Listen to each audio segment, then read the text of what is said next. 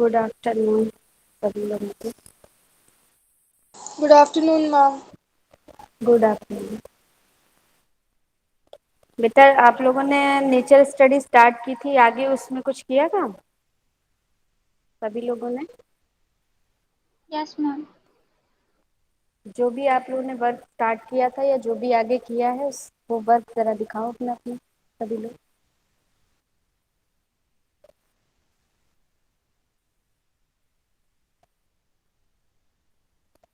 कौन स्टार्ट करेगा? ओजस्विनी, आवाज पहुंच रही है सभी तक? मैम जो 2 वर्क कर चुके हैं वही सेंड कर दिया था आपको। अच्छा, वो हमने देख लिया था आपका, ठीक है। और किसी ने किया हो नया वर्क तो दिखाओ आप लोग। जिन्होंने किया था अपना वर्क भेजा था ग्रुप पे, उनका सबका हमने चेक कर लिया, देख लिया। और अगर नहीं है तो कोई बात नहीं, हम आगे स्टार्ट करते हैं। फिर आज शाम की जब क्लास लेंगे तब हम लोग आपको नेचर स्टडी कराएंगे, ठीक है किसी के पास?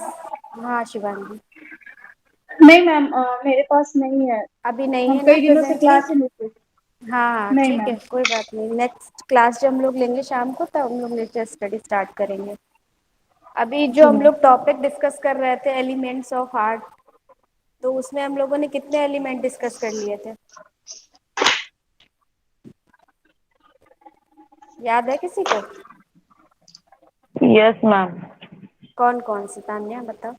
मैम लाइन फॉर्म और कलर। लाइन फॉर्म और कलर, ठीक है। इसके आगे जो हमारा नेक्स्ट एलिमेंट आते हैं, सबसे पहले टोन आपका आता है, फिर टेक्सचर, और छठवां जो एलिमेंट है वो हमारा है स्पेस, ठीक है। ठीक है, हम लोग इनके बारे में डिस्कस करते हैं। टोन को कोई डिफाइन करेगा? टोन किसे बोलते हैं?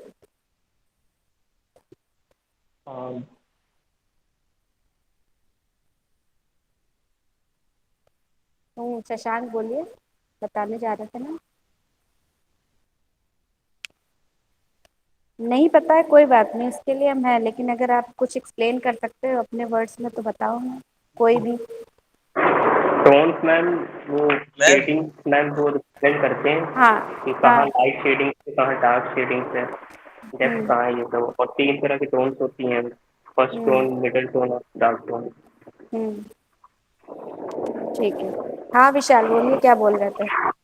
मैम किसी रंग में जैसे ब्लैक मिलाएंगे तो अलग तान बनती है, सफेद मिलाने पर अलग हम्म बनती है।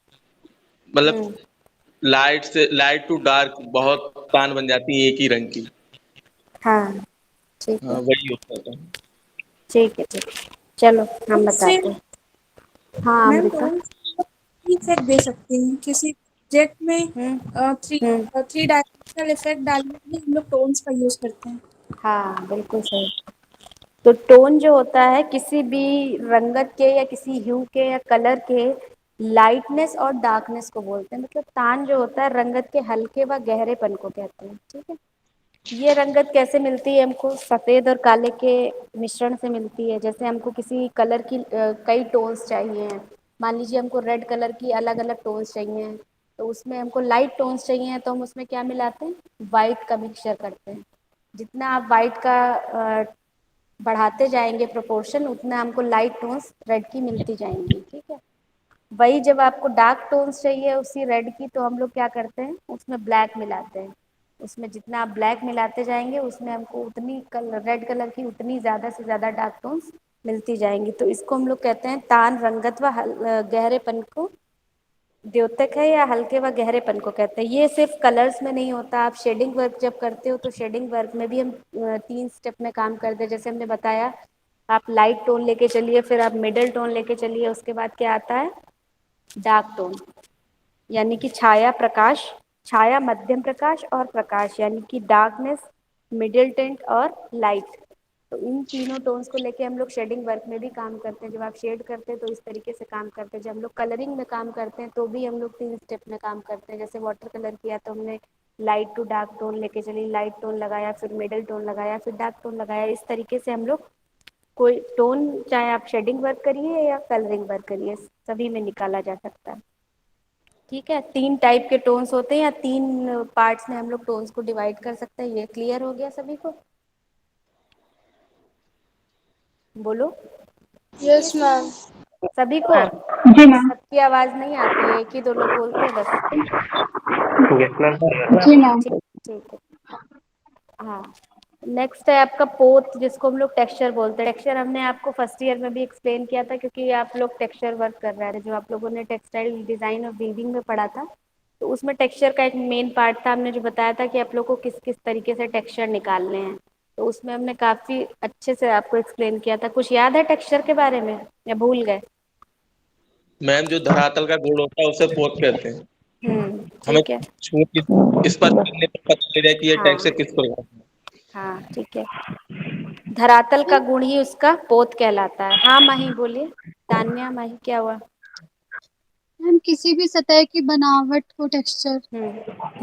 किसी भी सतह की बनावट को जो ये टेक्सचर लोग बता बोलते रहे हैं। हैं वही चीज हम भी बोलते हैं। अच्छा ठीक है। तो किसी भी सरफेस का जो क्वालिटी होती है या किसी भी सरफेस का जो कैरेक्टर होता है, वो ही टेक्सचर कहलाता है। मतलब उसकी क्वालिटीज या उसके कैरेक्टर को हम लोग टेक्सचर बोलते हैं, किसी भी सरफेस के टेक्सचर को। मान लीजिए आपके पास नेचर में बहुत सारे टेक्सचर्स हैं। जब आप लोग स्टडी करते हो तो हम लोग देखते हैं ना, उन्हीं के टेक्सचर्स को निकालने की कोशिश करते हैं। नेचर में इतने ज़्यादा टेक्सचर है, चाहे वो आपका कोई फ्लावर हो, आपकी कोई लीफ हो, या कोई वुड हो। किसी भी चीज़ को आप लेके उसके अलग अलग टेक्सचर, आप हर एक प्लांट का टेक्सचर अलग होता है, उसकी वुड का टेक्सचर अलग होता है, उसकी स्टेम देखिए, स्टेम देखते हैं ना हम लोग, तो कैसे कैसे स्टेम्स के टेक्सचर अलग अलग होते हैं। जब आप किसी लीव को लेते हैं तो उसके भी टेक्सचर अलग होते हैं, वेन्स अलग होती हैं, फ्लावर के टेक्सचर अलग अलग होते हैं। तो ये किसी चीज़ की क्वालिटी हो सकती है या उसका सरफेस का कैरेक्टर हो सकता है। तो धरातल का जो गुण होता है उसको हम लोग पोत कहते हैं। इसको हम लोग बनावट कह के या बनावट कह के भी बुला सकते हैं। और जो टेक्सचर होता है वो हर चीज़ में, हर ऑब्जेक्ट में, हर वस्तु में अलग अलग होता है। ठीक है। और ये कितने टाइप का होता है टेक्सचर? दो टाइप का। दो टाइप का तो वैसे हो गया, जैसे हमारे पास दो टेक्सचर्स हैं, तो एक तो स्मूथ टेक्सचर हो गया, मैम दूसरा हो थ्री गया टाइप। एक थ्री टाइप्स। नेचुरल और एक हाँ, बंद द्वारा बनाया जाता है। नॉर्मली तीन टाइप के टेक्सचर होते हैं, लेकिन आप जो कह रहे हो ना, क्या नाम है तुम्हारा, विशाल, तो यस दो मैम। टाइप के भी टेक्सचर होते हैं। लेकिन जो मेन टाइप के टेक्सचर्स होते हैं वो तीन टाइप, दो टाइप इस तरीके से कि आप टेक्सचर्स को पहचानेंगे कैसे। एक तो होता है जो स्मूथ टेक्सचर होता है, ठीक। एक हो गया आपका खुरदुरा टेक्सचर। तो हम लोग टेक्सचर को दो तरीके से अनुभव कर सकते हैं, मतलब टेक्सचर्स को हम लोग दो तरीके से फील कर सकते हैं कि टेक्सचर कैसे होते हैं। एक तो जो होता है, आप आंखों से देख के टेक्सचर का अनुभव कर सकते हैं। जैसे जो बहुत ज़्यादा खुरदुरा टेक्सचर होता है उसको तो आप देख के ही अंदाज़ा लगा सकते हो ना कि ये टेक्सचर है। और दूसरा टाइप का जो टेक्सचर होता है, जिसको हम लोग कहते हैं ना, फील करके, स्पर्श करके उसका अनुभूति की जा सकती है, जिसको हम लोग अनुभूति जन्य बोलते हैं। तो उसको हम लोग स्पर्श करके छू कर देखेंगे, तभी हमको अंदाजा होगा कि इसमें कोई टेक्सचर है, जिसको हम लोग स्मूथ टेक्सचर बोलते हैं। ठीक है।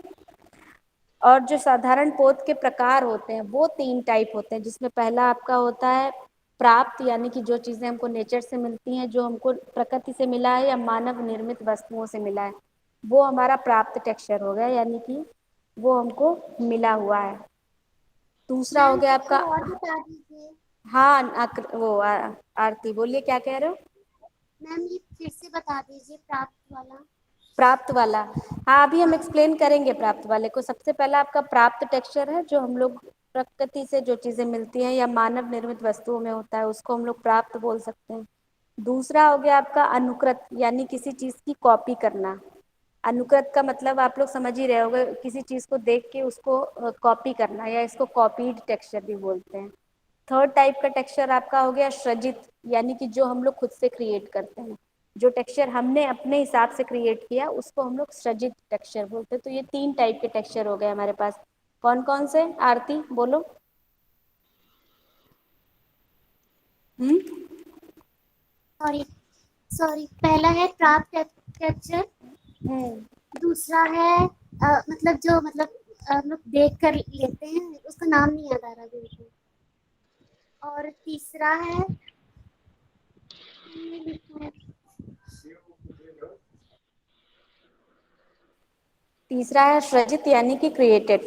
पहला है प्राप्त, दूसरा है अनुकृत, जिसको हम लोग कॉपीड बोलेंगे, थर्ड जो है सृजित यानी क्रिएटेड।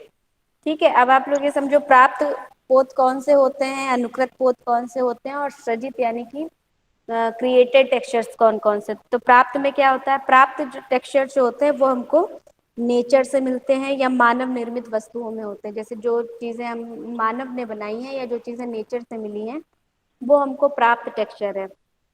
प्राप्त टेक्सचर जैसे आपका पत्थरों में मिलेगा या दीवारों पे मिलेगा, कपड़े पे मिलेगा या पत्तों पे या ताड़ पत्रों पे मिलेगा। जो टेक्सचर खुद से क्रिएट हो जाता है, मतलब नेचर में जो चीजें खुद से आ जाती हैं वो होती हैं आपको प्राप्त टेक्सचर इनको बोलते हैं। दूसरा है आपका अनुकृत टेक्सचर, जिसको हम लोग कॉपी टेक्सचर बोलेंगे। वो टेक्सचर क्या होता है, अनुकरण पद्धति से, अनुकरण पद्धति से जो निर्मित पोत होता है उसको हम लोग फिर से रिपीट करते हैं या उसकी कॉपी करने की कोशिश करते हैं, तो वो हो गया हमारा अनुकृत टेक्सचर, अनुकृत पोत। अनुकृत पोत के प्रभाव से हम लोग द्विआयामी यानी 2 डायमेंशनल सरफेस को 3 डायमेंशनल में क्रिएट कर सकते हैं। ठीक है, कॉपीड समझ में आया आरती? Yes ma'am. ठीक है, सिंपल लैंग्वेज में हम लोग बोलेंगे कि जो टेक्सचर्स हमको मिले हुए हैं, मान लीजिए वो टेक्सचर अगर नेचर से भी मिला है, उसको अगर हम लोग कॉपी करते हैं या उसको देख के हम लोग एज इट इज बनाने की कोशिश करते हैं, तो वो हो गया हमारा कॉपी टेक्सचर। थर्ड है आपका सृजित पोत, यानी कि जो हम लोग खुद से क्रिएट करते हैं, जिसमें हमारी खुद की क्रिएशन होती है, उसको हम लोग बोलेंगे सृजित पोत। जो होता है यंत्रों या साधनों की सहायता से जो पोत या जो टेक्सचर निर्मित किया जाता है, सृजित किया जाता है, उसको हम लोग सृजित पोत या क्रिएटेड टेक्सचर बोलते हैं। सृजित पोत में आपका क्या आ जाएगा टेक्सचर, जैसे हम लोग अपने हिसाब से हमने अपने दिमाग में कुछ सोचा, हमको कुछ नया क्रिएट करना है, कोई नया टेक्सचर क्रिएट करना है, तो वो आप किसी भी तरीके से क्रिएट कर सकते हैं, किसी भी टूल की यूज या किसी भी इक्विपमेंट से या इंस्ट्रूमेंट से आप उस टेक्सचर को क्रिएट कर सकते हैं। ठीक है, ये आपकी अपनी क्रिएटिविटी होगी, तो इसको हम लोग क्रिएटिव टेक्सचर या सृजित पोत बोलेंगे, क्रिएटेड टेक्सचर। ठीक है, ये क्लियर है, टेक्सचर्स क्लियर हो गए? Yes ma'am. Yes ma'am. Yes ma'am. Okay. Yes ma'am. Third है आप वो सॉरी सिक्स्थ आपका एलिमेंट है जो अंतराल, जिसको हम लोग स्पेस बोलते हैं। स्पेस कोई डिफाइन कर पाएगा, स्पेस किसे बोलते हैं या स्पेस क्या होगा? Yes ma'am. कलाकार का मैम। यस मैम, वह स्थान जिसमें विश्वसनीय वस्तु हो उसे अंतराल कहते हैं। आरती आप बताओ क्या यस बोल रहे मैम, थे? हम बता रहे हैं अंतराल इसको कहते हैं जिसमें सभी वस्तुओं का अपना अपना महत्व दर्शाया जाता है। उसको में मतलब एक एक स्पेस छोड़कर जो होता है, मतलब जो मतलब सबका एक एक किसी भी, फॉर एग्जांपल के लिए स्टिल लाइफ में मान लीजिए सबके जो भी वस्तुएं रखी रहती है, उन लोगों की अपने अपने महत्व दर्शाने के लिए जो उसको थोड़ी दूर दूर रखी जाती है, उसी को टेक्सचर वो सॉरी वो कहते हैं, अरे क्या बोलते हैं भूल गई। हाँ ठीक है, सबकी आपकी अपनी अपनी समस्या, आप लोगों को जो समझ में आया आपने बताया, मैम लेकिन हाँ माही बोलिए। मैम, जब हम लोग दो या दो से अधिक वस्तुओं के बीच डिस्टेंस देते हैं उसे अंतराल कहते हैं। हाँ हाँ, हम यही बोल रहे थे मैम। अच्छा मैम दो तरह की स्पेस होती हैं। एक हाँ मैम अगर स्टिल लाइफ हम एग्जांपल में ले लें, तो अगर हम कोई भी ऑब्जेक्ट रख रहे हैं, तो एक तो उस ऑब्जेक्ट का खुद का एक स्पेस होगा, और एक जो रेस्ट ऑफ जो आपको बैकग्राउंड एंड सब ये सब दिखता है उसका एक अलग स्पेस होगा, जिसको हम एक्टिव और नेगेटिव स्पेस पे डिवाइड करते हैं। ठीक है, अब आपने अपनी सबने अपनी अपनी बात बोली अपने हिसाब से जो आपको समझ में आया। स्पेस एक्चुअली क्या होता है, स्पेस हमारा वो एरिया होता है जिस पे हम लोग काम करते हैं। ठीक है, चित्रकार का वह क्षेत्र, मतलब किसी भी आर्टिस्ट का वह क्षेत्र, वह एरिया जिसपे वो रूप का निर्माण करता है, अपनी फॉर्म को क्रिएट करता है, उसे हम लोग अंतराल या स्पेस बोलते हैं। ठीक है, स्पेस आपका पेपर भी हो सकता है, स्पेस आपका कैनवास भी हो सकता है, दीवार भी हो सकती है, जमीन भी हो सकती है, कुछ भी, कोई भी जहाँ पे आप कोई फॉर्म क्रिएट करेंगे वो आपका स्पेस होता है, वो एरिया आपका स्पेस होता है। मतलब चित्रकार जिस चित्रभूमि पर अंकन कार्य करता है या ड्राइंग करता है वह अंतराल होता है। ठीक है, इसको हम लोग सिंपल वे में कह सकते हैं कि आर्टिस्ट का वह क्षेत्र या किसी भी कलाकार का वह क्षेत्र जिस पर वह रूप का निर्माण करता है वह अंतराल कहलाता है। ठीक है, ये इसको अंतराल इस तरीके से डिफाइन कर सकते हैं। अंतराल दो टाइप का होता है, यानी स्पेस दो टाइप का होता है, एक तो सम और दूसरा असम। मतलब स्पेस को हम लोग किस तरीके से डिवीजन करते हैं, तो एक तो सम विभाजन हो गया, दूसरा हो गया हमारा असम विभाजन। सम विभाजन में हम लोग क्या करेंगे, रेखाओं के माध्यम से चित्र भूमि को हम लोग इस तरीके से डिवाइड करते हैं कि हमारे राइट हैंड पे और हमारे लेफ्ट हैंड पे, मतलब दाएं और बाएं जो तल है, जो स्पेस है, वो बराबर होनी चाहिए, समान होनी चाहिए। ये इस तरीके का विभाजन क्या दिखाता है चित्र में, शक्ति और संतुलन, बैलेंस को दिखाता है, बैलेंस के भाव को शो करता है। असम विभाजन क्या होगा, चित्र भूमि को कल्पना के आधार पे विभाजित करना असम विभाजन कहलाता है। हमने अपनी क्रिएटिविटी या अपनी कल्पनाशीलता के हिसाब से अगर स्पेस को डिवाइड किया है तो वो असम विभाजन कहलाएगा। इस तरीके के जो डिवाइडेशन होते हैं, जो चित्रों में किए जाते हैं, वो शक्ति और संतुलन, वो सॉरी गति और तनाव को प्रदर्शित करते हैं। ठीक है। इसके अलावा जब द्विआयामी चित्र तल पर कलाकार किसी वस्तु का या त्रिआयामी वस्तु का प्रभाव दिखाने में समर्थ होता है, वस्तुओं में निकटता, दूरी या डायमेंशन का जो आभास होता है वो परिप्रेक्ष्य द्वारा अंतराल में, परिप्रेक्ष्य मतलब पर्सपेक्टिव के द्वारा अंतराल में संयोजित किया जा सकता है। ठीक है। अंतराल की डिफिनेशन क्लियर हुई सभी को, अंतराल किसे यस कहते हैं? यस ठीक है। मैम। तो मैम ये सम आपका असम फिर से बता दीजिए। सम असम, ठीक है। सम सम सम विभाजन में क्या होता है, जब हम लोग रेखाओं के माध्यम से अपने सरफेस को इस तरीके से डिवाइड करते हैं कि हमारे दोनों एरिया में बराबर बराबर बैलेंस होके रहे, वो एरिया बराबर डिवाइड हो जाए। मतलब हमारे, मान लीजिए हमने उसको बीचों बीच से डिवाइड कर दिया, मान लीजिए हमारे पास कोई पेपर है, हमने पेपर को बीच से डिवाइड कर दिया, तो बराबर दोनों पार्ट बराबर बराबर हो गए। मतलब हमारे राइट हैंड पे भी एक बराबर स्पेस मिला और हमारे लेफ्ट हैंड पे भी बराबर स्पेस मिला, तो वो हो गया हमारा सम विभाजन। सम विभाजन क्या शो करता है चित्र में, शक्ति और संतुलन को, यानी कि बैलेंस को शो करता है।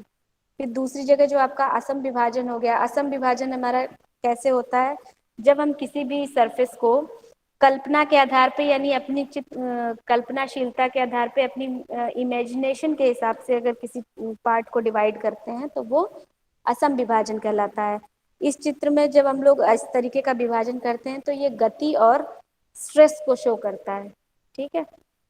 इसमें हम लोग क्या करते हैं, डायमेंशन क्रिएट करते हैं। जब इस तरीके का करते हैं तो उसमें डायमेंशन और पर्सपेक्टिव भी क्रिएट कर सकते हैं अंतराल में। ठीक है। अब इसी में आता है एक आपका सक्रिय और सहायक अंतराल, जिसको हम लोग बोलते हैं सक्रिय और सहायक अंतराल एक ही होता है। चित्र में सबसे अधिक आकर्षित करने वाला स्थान जो होता है वो सक्रिय यानी एक्टिव, जिसको बोलेंगे हम लोग एक्टिव स्पेस कहलाता है। इसमें चित्र की प्रधान और महत्वपूर्ण आकृतियां संयोजित की जाती हैं।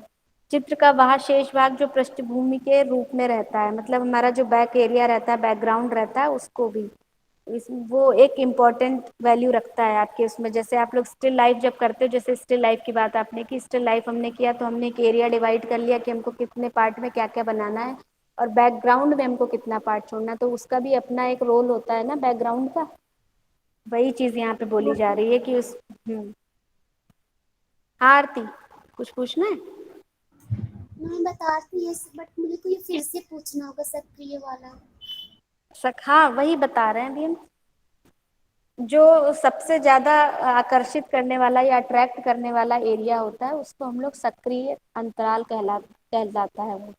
ठीक है। इसमें चित्र की प्रधान महत्वपूर्ण आकृतियां संयोजित की जाती हैं, जो हमारी मेन ऑब्जेक्ट्स होते हैं उनको हम लोगों ने कंपोज कर दिया। उसके बाद क्या होता है, उसका जो शेष भाग होता है, मतलब बचा हुआ जो पार्ट होता है वो हमारे बैकग्राउंड में रहता है, जिसको हम लोग पृष्ठभूमि बोल सकते हैं, या वो पार्ट पृष्ठभूमि में रहता है, सहायक अंतराल कहलाता है। ठीक। ये दोनों अंतराल एक दूसरे को प्रभावित करते हैं और मुख्य आकृति के आधार पर ही सहायक आकृति को सुनिश्चित किया जाता है। ठीक है। क्लियर है? आरती, सॉरी आकृति बोल रहे हैं बार बार। आरती, तान्या, शशांक, माही, सबको यस क्लियर है इतना? ना हो तो हम फिर से यस एक्सप्लेन मैम। करते हैं। ठीक है। तो अब मैम, आप मेरे लोगों को और को बता दीजिए। क्या बेटा, आरती क्या बोल रही हो?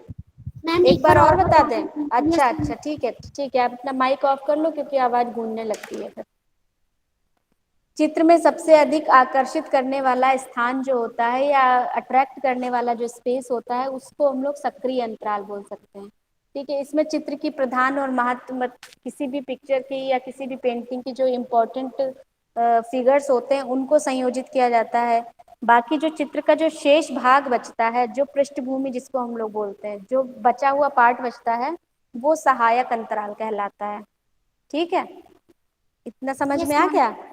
Yes ma'am. जब हम लोग कोई भी ऑब्जेक्ट क्रिएट करते हैं या कंपोज करते हैं तो उसका जो उसके बाद जो एरिया बच जाता है जिसको हम लोग पृष्ठभूमि या बैकग्राउंड बोलते हैं, या जो बचा हुआ शेष भाग होता है उसको हम लोग सहायक अंतराल बोलते हैं। ठीक, सहायक अंतराल बोलते हैं। और सक्रिय अंतराल किसे बोलते हैं? जो चित्र में सबसे अधिक आकर्षित करने वाला स्थान होता है वो सक्रिय अंतराल होता है। और इस सक्रिय अंतराल में क्या होता है, हमारे चित्र की प्रधान और महत्वपूर्ण आकृतियां कंपोज की जाती हैं, यानी कि जो हम लोग कंपोज करते हैं ऑब्जेक्ट को वो हमारी वो एरिया हमारा सक्रिय अंतराल कहलाता है। और सहायक अंतराल जो बचा हुआ भाग होता है, ठीक, जिसको हम लोग बैकग्राउंड बोलते हैं। अब क्लियर है सभी को? Yes ma'am. ना हो तो बोल दो अभी भी। तान्या, शिवांगी, माही, शशांक, विशाल, सभी लोग यस मैम, आ रहा है। Yes ma'am, clear. क्लियर है? ठीक है, तो ये जो आपके एलिमेंट्स ऑफ आर्ट 6 ये आपके कंप्लीट हो गए। ठीक है, एलिमेंट्स ऑफ आर्ट। नेक्स्ट आपका जो आता है जिसको हम लोग बोलते हैं संयोजन के सिद्धांत यानी प्रिंसिपल ऑफ कंपोजिशन। ये पढ़ा है आप लोगों ने principle of composition? Yes ma'am. Yes ma'am. क्या क्या होते हैं प्रिंसिपल ऑफ कंपोजिशन? कितने होते हैं ये पता है? पोर्शन, छः। हार्मोनी, यूनिटी, बैलेंस और डोमेन। ठीक है, 6 टाइप होते हैं। मतलब जो संयोजन के सिद्धांत होते हैं वो 6 होते हैं। सबसे पहला आपका सहयोग, फिर आपका सामंजस्य, तीसरा आपका बैलेंस यानी संतुलन, प्रभाविता, परिप्रेक्ष्य और प्रमाण यानी अनुपात। ठीक है, ये 6 हो गए आपके। तो सबसे पहला जो होता है सहयोग, सहयोग को क्या बोलते हैं? सहयोग को कैसे एक्सप्लेन करेंगे तान्या? हम्म,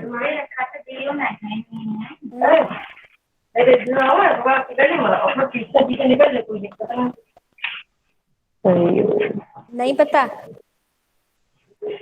हाँ मैम। नहीं, विशाल आपको पता है सहयोग किसे बोलते हैं? मैम जैसे किसी एक ऑब्जेक्ट को मतलब अंतराल में इस तरह हम्म दर्शाएं कि मतलब कुछ फॉर्म क्रिएट हो जाए, हम्म तो वो एक मतलब एक ही चीज से एक ऐसा चित्र बनाए कि ये अच्छा लगने लगे मतलब। अच्छा, हाँ, ठीक वो है, हम एकता बताते हैं। कहलाता सहयोग का मतलब होता है जब आप कोई भी कंपोजिशन कर रहे हैं तो उसमें जो हमारे पास एलिमेंट्स होते हैं, ठीक है, उनमें जब आप इसको इस तरीके से कंपोज करें कि उनमें एक बैलेंस दिखाई दे, यानी कि उनमें एकता दिखाई दे, समानता दिखाई दे, तथा एक प्रकार का संबंध जो समस्त संयोजन को या पूरे कंपोजिशन को एकता के सूत्र में बांधे, उसको हम लोग सहयोग कहते हैं। जैसे आपने कोई भी कंपोजिशन उठाया या कुछ भी बनाने के लिए तो आप उसको ऐसे कंपोज करें कि उसमें मतलब सिमिलरिटी दिखाई दे या वो एक दूसरे को यूनिटी दें, सहयोग करें एक दूसरे को, या उस तरीके से कि उनमें वो एकता के सूत्र में बांधना, जिसको हम लोग बोलते हैं ना, एकता के सूत्र में चीजों को बांधना, वो हमारा सहयोग कहलाता है। ठीक है, समझ में आया ये? सहयोग किसे बोलेंगे? चित्र संयोजन के कई सारे एलिमेंट्स जो होते हैं उनको एकता के सूत्र में पिरोना या उनको इस प्रकार से संयोजित करना कि वो एक प्रकार का संबंध स्थापित करें या एक तरीके से आपस में एक दूसरे को जोड़ के रखें, जिसको हम लोग सहयोग बोलते हैं। आरती क्लियर है? मैम एक बार और बता दीजिए, किसको बांधना एकता में? आपके जो एलिमेंट्स होते हैं, एलिमेंट्स पढ़ा है ना अभी आपने, 6 टाइप के यस जो मैम। एलिमेंट होते हैं, उनको यस जब मैम। आप लोग हाँ, उनको जब आप किसी कंपोजिशन में कंपोज करते हैं तो उनको इस तरीके से कंपोज करना कि वो सारी चीजें एक दूसरे को सहयोग दें, यानी कि उनको आपस में एक दूसरे को एकता के सूत्र में बांधें, तब हम लोग उसको क्या बोलेंगे? सहयोग। ठीक है, अब सही है, समझ यस में मैम। आया अब? अच्छा, यस मैम। ठीक है, दूसरा। हाँ, पूछ रहा है कोई कुछ?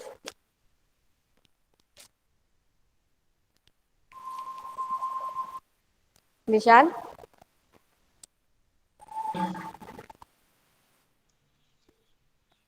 मैम फिर हाँ हाँ बोलिए,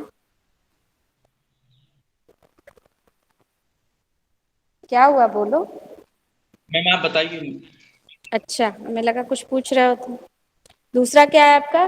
नेक्स्ट विशाल, सामंजस्य। हाँ, सामंजस्य पता है क्या होता है?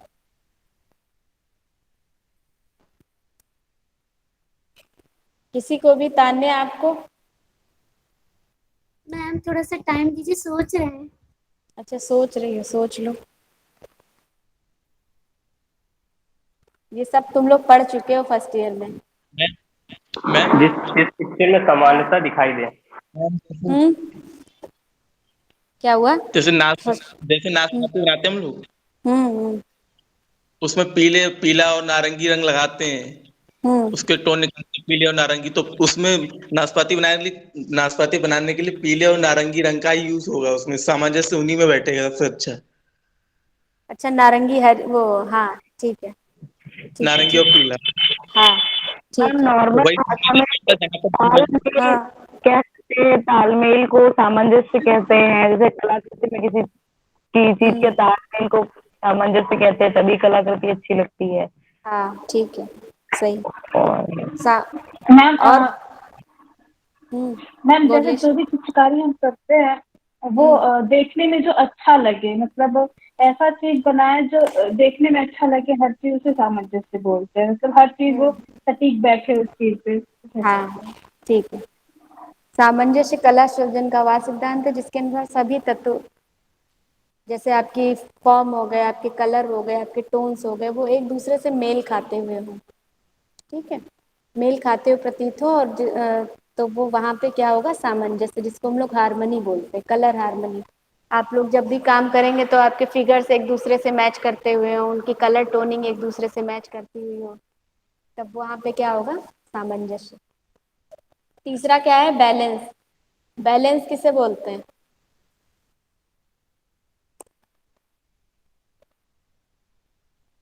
कौन बताएगा? पढ़ा मैम करो जैसे तुम लोग। मैम मैम हम्म। मैम जैसे कोई भी चीज हम बना रहे हैं तो कोई फिगर बहुत बड़ा ना बन जाए, कोई बहुत छोटा ना हम्म। बन जाए, मतलब हर चीज को बैलेंस में रख करके, मतलब कैसे बताएं। हम्म। मैम समझ आ रहा है, मैम समझ नहीं आ रहा कैसे समझ, बताया। हाँ, शब्दों में नहीं समझ में आ रहा कैसे। हाँ हाँ, विशाल बोलो। मैम लाइन फॉर्म और कलर को मतलब इस प्रकार व्यवस्थित करें कि हम्म। अच्छा कंपोजिशन लगने लगे। हम्म। हाँ वही बैलेंस संतुलन एक कहलाता ऐसा सिद्धांत है जिसके अनुसार, जिसके माध्यम से हम लोग चित्र के विरोधी तत्वों को व्यवस्थित करते हैं। ठीक है, जैसे आपके इसके संतुलन के अंतर्गत क्या क्या आएगा? जो आपकी कलर है, लाइन है, फॉर्म है, इन सबको हम लोग इस तरीके से व्यवस्थित करें कि आपस में ये सब व्यवस्थित लगने लगे। और इसमें कोई जो कोई भी एलिमेंट है वो बहुत ज़्यादा हैवी नहीं लगने लगेगा। अगर आपने कोई भी एक बहुत ज़्यादा एक छोटा एलिमेंट ले लिया, कोई एक बहुत ज़्यादा बड़ा एलिमेंट ले लिया, तो वो क्या हो जाएगा? इम्बैलेंस हो जाएगा ना। तो ये हो गया आपका बैलेंस। फिर उसके बाद प्रभाविता, डोमिनेंस।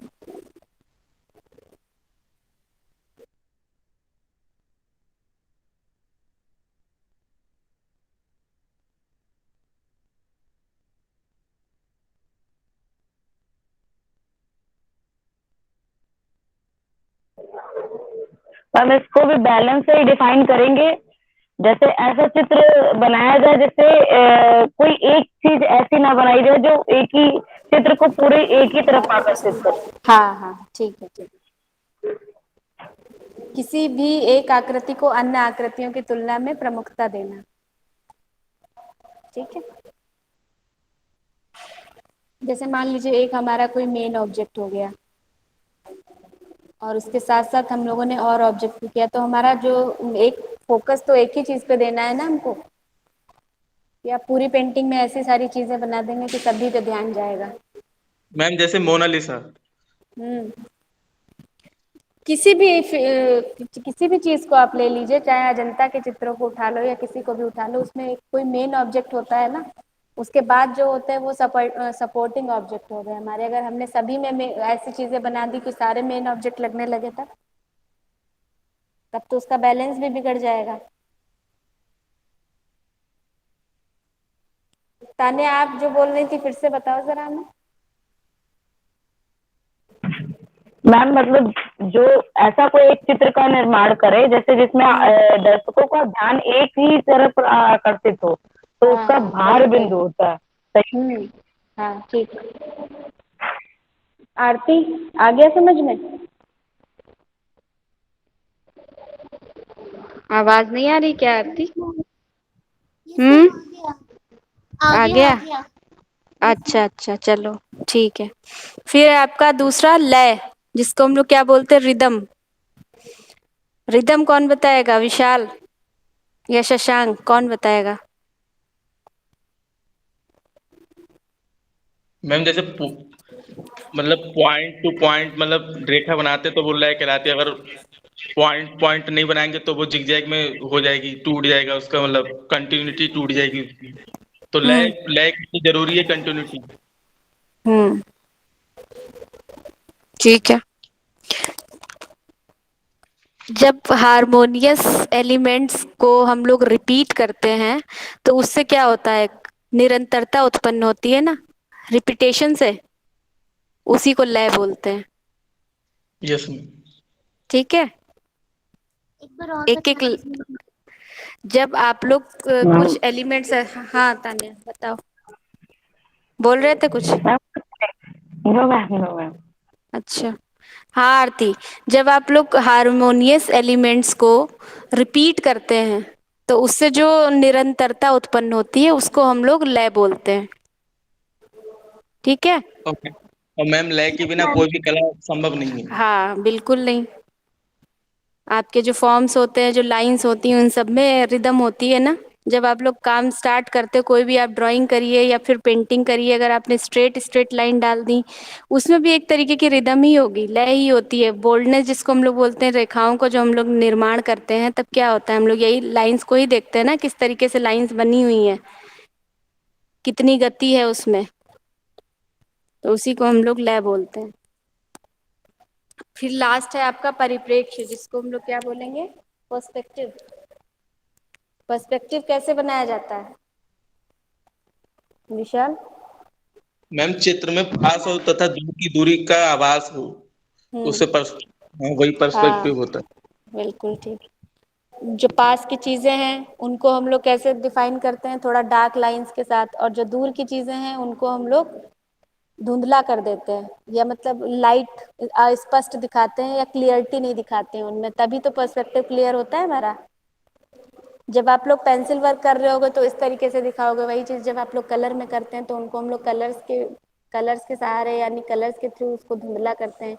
यानी जो पास की चीज़ें हुई उसको हम लोगों ने बहुत ही क्लियर किया, उसकी पूरी डिटेल निकाली, और जितनी चीज़ें दूर होती गई और जो चीज़ें पर्सपेक्टिव में जाती गई उनको हम लोगों ने क्या कर दिया, ब्लर कर दिया। तो इस तरीके से हम लोग परिप्रेक्ष्य को यानी पर्सपेक्टिव को दिखाते हैं किसी भी पेंटिंग में या किसी भी कॉम्पोजिशन में। और परिप्रेक्ष्य से क्या होता है, हम लोग 2 डायमेंशन या फिर 3 डायमेंशन को भी क्रिएट करते हैं सरफेस में। ठीक है, समझ में आ गया बेटा सभी को? Yes ma'am. आरती तुम बताओ। यस मैम समझ में आ गया। अगर तुम्हें समझ में आ गया तो हम समझ लेंगे सबको समझ में आ गया। ठीक मैम है, आ गया। Yes ma'am. आ गया, ठीक है ठीक। ठीक है। तो जो हम लोग शाम की क्लास लेंगे उसमें आप लोग अपना पेपर वगैरह लेके बैठना, उसमें हम लोग स्टडी करेंगे, पेपर पेंसिल वगैरह। ठीक है। मैम क्या स्टडी करना है? अभी तो फिलहाल हम लोग नेचर स्टडी ही कर रहे हैं जब तक ऑनलाइन क्लासेस हो रही हैं, क्योंकि जब हम लोग ड्राइंग करेंगे ना, फुल फिगर ड्राइंग या फ्री हैंड ड्राइंग करेंगे, तो उसके लिए जब क्लासेस ओपन हो रही हैं तभी हम लोग करेंगे, तब तक हम लोग नेचर स्टडी करेंगे। मैम एक क्वेश्चन था। हाँ पूछो। मैम जैसे आपने बताया भी प्रोस्पेक्टिव के बारे में, हम्म। तो हम लोगों ने मतलब कि जब हम कॉलेज स्टार्ट हुआ था स्टार्टिंग में पढ़ा दिया गया था तो हम उस टाइम नहीं आए थे। हाँ मैं कह रही बोलो। थी फिर क्या दोबारा बताया जाएगा प्रोस्पेक्टिव? पर्सपेक्टिव देखो, अभी जब आप लोग लैंडस्केप करोगे, इसके पहले जब आप लोग ड्राइंग करते हो तो हर चीज़ में पर्सपेक्टिव समझाया ही जाता है थोड़ा बहुत तो। बाकी जब आप लोग लैंडस्केप प्रॉपर करोगे तो लैंडस्केप में तो पूरा बनाना ही पर्सपेक्टिव में ही है, तो वो सब फिर से एक्सप्लेन कर दिया जाएगा। ओके मैं वैसे हमको 5 तक तो आता है। हाँ, कौन सा पार्ट नहीं आता है उसका? मुझे थोड़ा सा 4 में कंफ्यूजन होता है, 4 में ज़्यादा कंफ्यूजन होता है, 5 तक तो हो जाता है। कोई बात नहीं, एक बार क्लासेस ओपन हो जाने दो, वो भी समझ में आ जाएगा, समझा देंगे इसको भी। ठीक है। कि मैं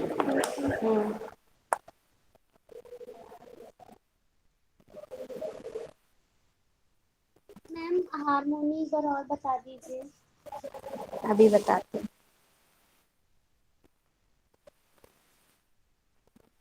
नहीं समझ में आया हारमोनी?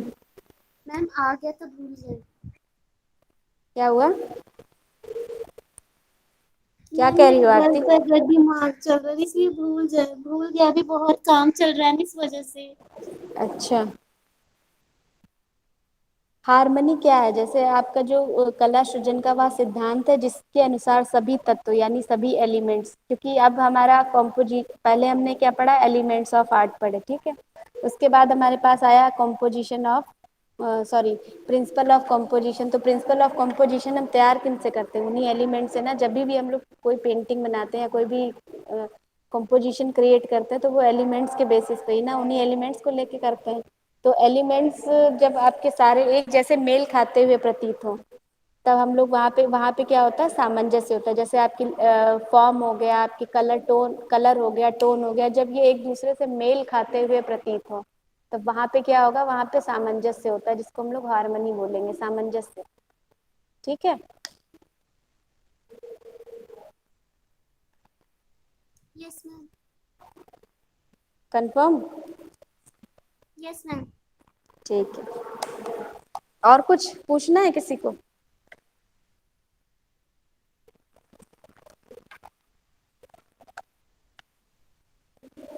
नित्या,